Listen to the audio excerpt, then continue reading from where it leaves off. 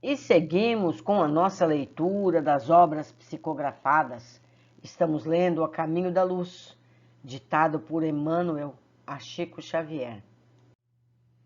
A vinda de Jesus, a manjedoura. A manjedoura assinalava o ponto inicial da lição salvadora do Cristo, como a dizer que a humildade representa a chave de todas as virtudes. Começava a era definitiva da maioridade espiritual da humanidade terrestre, de vez que Jesus, com a sua exemplificação divina, entregaria o código da fraternidade e do amor a todos os corações. Debalde, os escritores materialistas de todos os tempos vulgarizavam o grande acontecimento, ironizando os altos fenômenos mediúnicos que o precederam. As figuras de Simeão, Ana, Isabel, João Batista, José, bem como a personalidade sublimada de Maria, têm sido muitas vezes objeto de observações injustas e maliciosas. Mas a realidade é que somente com o concurso daqueles mensageiros da Boa Nova, portadores da contribuição de fervor, crença e vida, poderia Jesus lançar na terra os fundamentos da verdade inabalável. O Cristo e os essênios. Muitos séculos depois da sua exemplificação incompreendida, há quem o veja entre os essênios, aprendendo as suas doutrinas antes do seu messianismo de amor e de redenção. As próprias esferas mais próximas da Terra, que pela força das circunstâncias se acercaram mais das controvérsias dos homens que do sincero aprendizado dos espíritos estudiosos e desprendidos do orbe, refletem as opiniões contraditórias da humanidade a respeito do Salvador de todas as criaturas. O mestre, porém, não obstante a elevada cultura das escolas essênias, não hesitou da sua contribuição, não necessitou da sua contribuição. Desde que os seus primeiros dias na Terra, mostrou-se tal e qual era, com a superioridade que o planeta lhe conheceu desde os tempos longínquos do princípio. Cumprimento das profecias de Israel.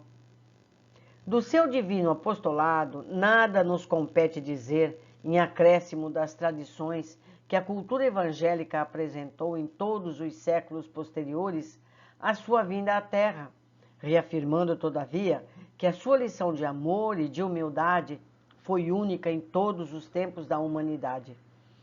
Dele, asseveraram os profetas de Israel, muito tempo antes da manjedoura e do Calvário.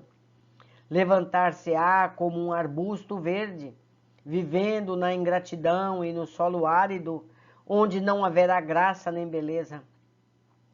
Carregado de opróbrios e desprezado dos homens, todos lhes voltarão o rosto. Coberto de ignomías, não merecerá consideração.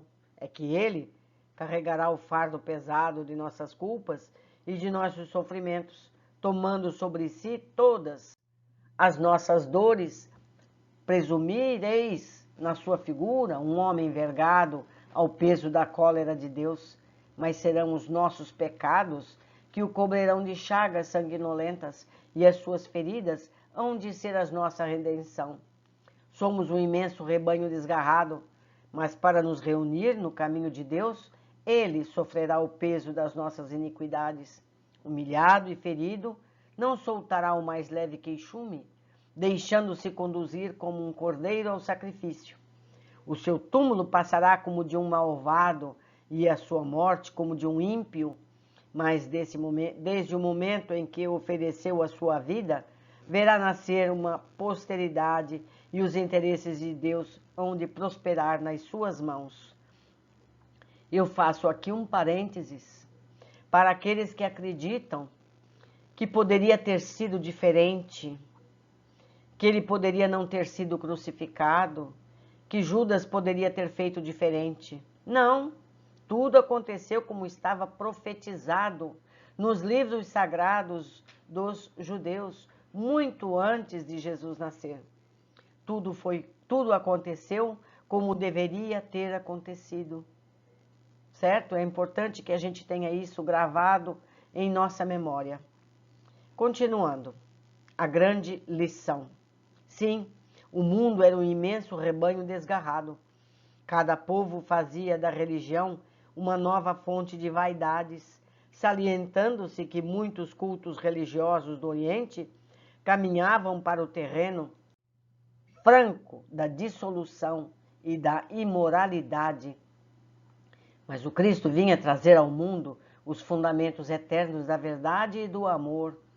Sua palavra mansa e generosa reunia todos os infortunados e todos os pecadores. Escolheu os ambientes mais pobres e mais desataviados para viver a intensidade de suas lições sublimes, mostrando aos homens que a verdade dispensava o cenário suntuoso dos areópagos, dos fóruns e dos templos para fazer-se ouvir na sua misteriosa beleza. Suas pregações na praça pública verificam-se a propósito dos seres mais desprotegidos e desclassificados, como a demonstrar que a sua palavra vinha a reunir todas as criaturas na mesma vibração de fraternidade e na mesma estrada luminosa do amor. Combateu pacificamente todas as violências oficiais do judaísmo, renovando a lei antiga com a doutrina do esclarecimento, da tolerância e do perdão. Espalhou as mais claras visões da vida imortal, ensinando às criaturas terrestres que existe algo superior às pátrias, às bandeiras, ao sangue e às leis humanas. Sua palavra profunda, enérgica e misericordiosa refundiu todas as filosofias, aclarou o caminho das ciências e já teria irmanado todas as religiões da terra, se a impiedade dos homens não fizesse valer o peso da iniquidade, da balança e da redenção. Faço aqui outro parágrafo. Meus amigos, nós temos que ler várias vezes esse trecho. Jesus não construiu templos. Jesus não se utilizou de templos. Nós não precisamos de templos. Nós precisamos fazer do nosso corpo o nosso templo, da nossa casa a nossa igreja. Precisamos ter um comportamento digno o tempo todo. Precisamos viver com o pensamento voltado à oração em qualquer lugar onde estivermos. Foi isso que Jesus ensinou. Certo? Vamos continuar. A palavra divina. Não nos compete fornecer uma nova interpretação das palavras eternas do Cristo nos evangelhos? Semelhante interpretação está feita por quase todas as escolas religiosas do mundo, competindo apenas às suas comunidades e aos seus adeptos a observação do ensino imortal, aplicando-a a si próprios no mecanismo da vida de relação, de modo que se verifique a renovação geral, na sublime exemplificação. Porque se a manjedoura e a cruz constituem ensinamento inovidável, muito mais devem representar para nós outros os exemplos do Divino Mestre no seu trato com as vicissitudes da vida terrestre. De suas lições inesquecíveis decorrem consequências para todos os departamentos da existência planetária, no sentido de se renovarem os institutos sociais e políticos da humanidade, com a transformação moral dos homens dentro de uma nova era de justiça econômica e da concórdia universal. Pode parecer que as conquistas do verdadeiro cristianismo sejam ainda remotas em face das doutrinas imperialistas da atualidade, mas é preciso reconhecer que 2000 anos já dobraram sobre a palavra divina. 2000 anos que os homens se estraçalham em seu nome, inventando bandeiras de separatividade e destruição. Incendiaram e trucidaram em nome dos seus ensinos de perdão e amor, massacrando esperanças em todos os corações. Contudo, o século que passa deve assinalar uma transformação visceral nos departamentos da vida. A dor completará as obras generosas da verdade cristã, porque os homens repeliram o amor em suas cogitações de progresso. Crepúsculo de uma civilização. Uma nuvem de fumo vem se formando, há muito tempo nos horizontes da terra, cheia de indústrias de morte e destruição. Todos os países são convocados a conferirem os valores da maturação espiritual da humanidade, verificada no orbe há 2 milênios, o progresso científico dos povos, as suas mais nobres e generosas conquistas, são reclamados pelo banquete do morticínio e da ambição. E enquanto a política do mundo se sente manietada ante os dolorosos fenômenos do século, registram-se nos espaços novas atividades de trabalho, porque a direção da terra está nas mãos misericordiosas e augustas do Cordeiro. Eu lembro aqui que esse livro é de 1938, depois da Primeira e às vésperas da Segunda Guerra. É disso que o tema está sendo tratado. Continuando, o exemplo do Cristo. Sem nos referirmos, porém, aos problemas da política transitória do mundo, lembremos ainda que a lição do Cristo ficou para sempre na terra, como o tesouro de todos os infortunados e de todos os desvalidos. Sua palavra constitui a fé nas almas humanas, fazendo-lhes entrever os seus gloriosos destinos. Haja necessidade e tornaremos a ver a crença e a esperança, reunindo-se em novas catacumbas romanas para reerguerem-se o sentido cristão da civilização da humanidade. É, muitas vezes, nos corações humildes e aflitos que vamos encontrar a divina palavra cantando o hino maravilhoso dos bem-aventurados. E, para fechar este capítulo, lembrando a influência do Divino Mestre em todos os corações sofredores da terra, recordemos o episódio do monge de Manila, que, acusado de tramar a liberdade de sua pátria contra o jugo dos espanhóis, é condenado à morte e conduzido ao cadafalso.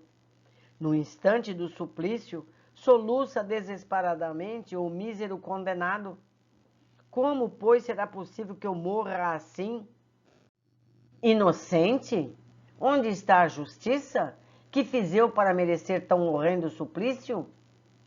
Mas um companheiro corre ao seu encontro e murmura aos ouvidos: Jesus também era inocente. Passa então pelos olhos da vítima um clarão de misteriosa beleza. Secam-lhe as lágrimas e a serenidade lhe volta ao semblante macerado.